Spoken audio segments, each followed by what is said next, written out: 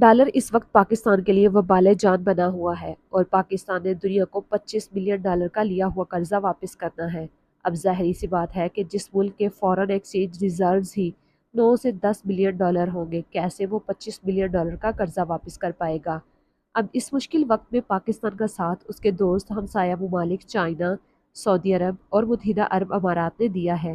چین کو اس سال پاکستان نے $4 بلین، سعودی عرب کو $5 بلین اور متحدہ عرب امارات کو $3 بلین کا قرضہ واپس کرنا تھا۔ اب ان تینوں نے پاکستان کی ریکویسٹ پر یہ کیا ہے کہ پاکستان اب یہ قرضہ اس سال نہیں بلکہ اگلے سال ادا کرے گا۔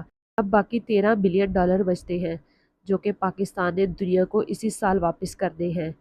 پاکستان نے یہ قرضہ IMF، ورلڈ بینک اور کچھ دوسرے اداروں سے لیا تھا۔ اب یہ اس وقت واپس کیا جا سکتا ہے جب پاکستان ان سے مزید قرضہ لے۔ اگر ویڈیو اچھی لگے تو چینل سبسکرائب کریں، ویڈیو لائک کریں، بیل آئیکن پریس کریں تاکہ ہر نئی آنے والی اپڈیٹ آپ کو بر وقت ملتی رہے۔